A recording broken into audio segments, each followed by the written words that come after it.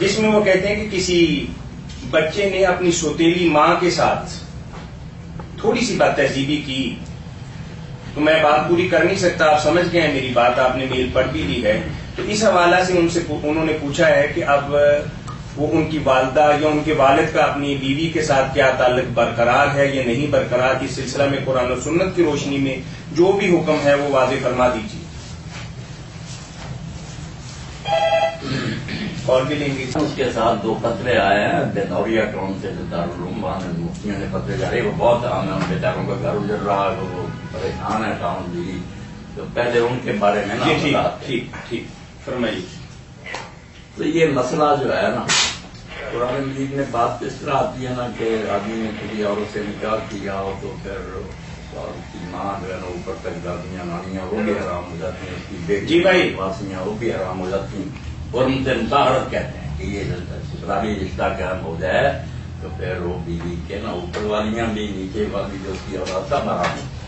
مگر مسئلہ پیدا ہو گیا کہ اگر کسی نے زنا کیا توبہ یا شہوت سے چھوا، جیسے اس لڑکے کے بارے میں آتا ہے کہ اس نے شرارت کی، زنا نہیں کیا مگر شرارت کی، تو اس کے بارے میں پھر مفتی حضرات نے کہہ دیا کہ نکاح جو ہے نا اس کی ماں کا ٹوٹ گیا، بیٹی کی ماں جو تھی اس کا نکاح ٹوٹ چکا.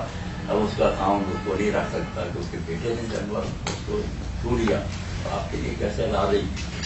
حنفی حضرات کی کتابوں سے نا یہ کر دیا، مگر یہ فتویٰ ٹھیک ہے. پہلے سے بھی کئی لوگ کہتے ہیں یہ فتویٰ کوئی نہیں. اگر کوئی زنا کرے، بدکاری کرے، اس طرح لڑکا، یہ باپ بھی جو معذلہ کہتے ہیں اٹھا، اس کا ہاتھ شاید سے لگ اٹھا تو اپنی بیوی کے لیے تھا، ورنہ رات کی تاریخی میں میرے بیٹی کو ہاتھ لگ گیا، اس کا ارادہ کوئی بات نہیں تھا، شاید تو بیوی کی اس کا بھی انکار. انہوں نے نا خاندان برباد کیا. تو مسئلہ جو ہے نا کہ چھو لیا یا بدکاری نعوذ باللہ کر لی، اس سے تو نکاح پہلا ہے وہ کیوں ٹوٹ گیا. یہ حرام زادہ جو ہے اس کو جیتا ہے سزا دیتے رہو. وہ پہلی جو ماں تھی اس کی بیچاری ہوئی تھا سگی اور یہ سگی باپ کے گھر، اس کے نکاح ٹوٹنے کا جو فتویٰ دیتے ہیں نا وہ کہتے ہیں یہ عالمگیری میں شامی میں. اور عجیب بات ہے ساتھ ہی کہتے ہیں اس کا نہیں کرنا کیا کہ اگر چھیڑتے منی خارج ہوگی پھر نکاح ٹھیک، پھر نہیں ٹوٹ. اگر صرف چھو ہی رہا تھا پھر ٹوٹ گیا. اور اگر اس کو امداد ہو گیا لڑکے کو پھر کہنا نکاح. دیکھیں آپ کہ جب وہ حد کو پہنچ گیا پھر نکاح کیا ہے. ویسے چھوا کوئی مسئلہ بالکل. اب مسئلہ کیا، ادھر دوسرے کچھ حضرات ہیں جو کہتے ہیں کہ کسی عورت کے ساتھ جمع کیا کسی آدمی، اس کا بیٹا اس کے ساتھ نکاح کر سکتا ہے. جمع کیا تھا مگر بیٹے کے لیے حلال یا اس عورت کی ماں حلال ہے، نکاح پر کوئی اثر نہیں. یہ دونوں انتہا ہے. سمجھو مسئلہ حنفیوں کا بھی غلط ہے کہ پہلا نکاح خام کا ٹوٹ گیا، اور یہ جو ہے کہ باپ بدکاری کر چکا یا بیٹا، اب اس کا باپ یا اس کا بیٹا اس عورت سے نکاح کر رہی ہے، بے حیائی کی بات ہے کہ باپ نے نکالا. تو حل کیا، بڑا نہ مان فکر جا بھی سکتی جعفر صاحب نے بتلا ہمارا وہ متوازن ہے کہ نکاح سے پہلے اگر ایسا ہوا ہے تو پھر وہ دوسرے کو بدوار کسی نے جمع کر لیا، اس کا بیٹا یا اس کا بھائی جو ہے نا کوئی دوسرا اس سے نہیں نکاح کر سکتا بالکل ماں کی طرح. وہ ہے نکاح کے پہلے کی بات. اس وقت بات کیا سچی ہے کہ اگر باپ نے یا بیٹے نے کسی سے جمع کر لیا تو پھر آپ دوسرا اس عورت سے نکاح نہیں کر سکتے. مگر نکاح کے بعد اگر ہوا ہے تو پھر اس حرام زادے کا پھر جو ہے جتنا جی چاہے بڑھاؤ، وہ عورت جو پہلے کی دیکھنا نکاح میں ہے اس کا نکاح. یہ بالکل صحیح اور سچا مسئلہ جو عقل کے مطابق ہے اور دین میں اس کے خلاف کچھ. یہ جو حدیثیں انہوں نے لکھی نا جی فتاوے جو ہیں ان کی تو ہم ذمہ دار نہیں. فتاووں کا حال آپ نے دیکھ لیا کہ اگر شہد سے منی خارج ہو جائے چھیڑتے پھر نکاح ٹھیک ہی ٹھیک ہے، اور اگر صرف چھیڑ ہی رہا ٹوٹ گیا، ایسے فضول مسئلے جو ہے نا عالمگیری میں شامل نہیں.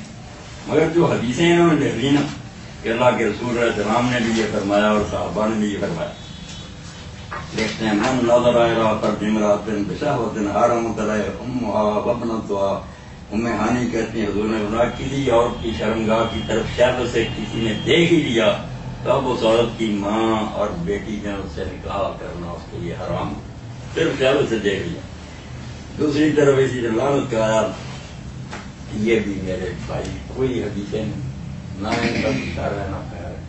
اسی لیے ساری عمر گزار کر مولانا عبدالرحیم لکھنوی رحمۃ اللہ علیہ حنفی کی وصیت کر گئے کہ فقہ کی کتابوں میں جو حدیثیں ہیں ان پر ذرا احترام رکھا. میری عمر گزر گئی، میں حنفی ان کے پر لکھتے یہ حدیث کو نہیں جانتے، سنی ساری باتوں کو حدیث کہتے ہیں. حدیث کے لیے محدثین کی طرف رجوع کرو، ان کا پانا ہے، وہ جانتے ہیں حدیث کون صحیح. اور یہ جتنی ہے نا یہ ساری خود حنفی عالم اللہ فرحان کرے مگر بڑا منصف اور نیک لوگوں نے لکھا، دیوبندیوں نہیں کہ اگر صوفی نہ ہوتا تو منصف نہیں ہوتا، پھر متصل ہوتا. وہ ہے علامہ جمال الدین صاحب طریقہ میں وہ ہے کہ گاؤں میں زیادہ اس وقت دنیا جہان کی کتابیں کافی ہمیں نہیں ملی، اس کو اللہ جانے کس طرح اس نے پھر ہدایہ پڑھنا 4 جلدوں میں نصب الرایا جو حدیثیں اس میں ہیں ہدایہ میں ہماری چوٹی کتاب میں وہ کہاں ہے، ان کا مقام کیا ہے، صحیح ہے صحیح. اور ساتھ ہی جو دوسرے لوگوں کی حدیثیں تھیں کہ شافی جو کہتے ہیں حدیث ان کے پاس کیا، اتنا انصاف کیا کہ دوسرے فریقوں کی حدیثیں بھی ڈھونڈ کر لے کیا اور اپنی بھی لکھی، جو نہیں ملی اس کو کارنامہ دے. یہ نہیں دنیا کی کسی کتاب میں موجود، اور جو ملی ہیں ان پر پورا تبصرہ یہ صحیح ہے. اس نے یہ حدیث اتنی اعلیٰ کتاب امام ابن حجر رحمۃ اللہ علیہ جنہوں نے بخاری کی شرح لکھی انہوں نے اس کا خلاصہ تیار کیا. اس کا چھوٹا سا خلاصہ رکھنا چاہیے، لمبی بحثوں کو سمیٹ کر الدرایا 2 جلدیں جو کی جا سکتی اس میں اکٹھی کرنی ذیلی کی محنت. وہ کتاب ہر عالم کو چاہیے کہ ساتھ رکھ کے وہ بتاتا ہے یہ حدیثیں ہیں ابھی کہ یوں ہی بس کہہ دیا حدیث میرا نہیں. حدیثیں صحیح غلط کے لیے اس نے جو طریقوں میں جھگڑے ہیں اگر رفع دین کرنے والے ہیں ان کی دوست نے اکٹھی کر کے کہ یہ جو اپنے پدے تھا وہ بھی لکھا اور اس میں کہا یہ کمزوری. تو یہ جو نوریہ کا فتویٰ ہے نا بالکل بے بنیاد اور کمزور ہے. ان کا نکاح بالکل ٹھیک ہے. وہ سیدھا لڑکا جو حرامی جو تھا شرارت کرنے والا لعنت ہو اس پر، ماں کا نکاح نہیں ٹوٹا. وہ بیچاری کیوں پریشان اور باپ اس کو کہاں نکالے. بات واضح ہو گئی. اس میں ایک کمی رہ گئی.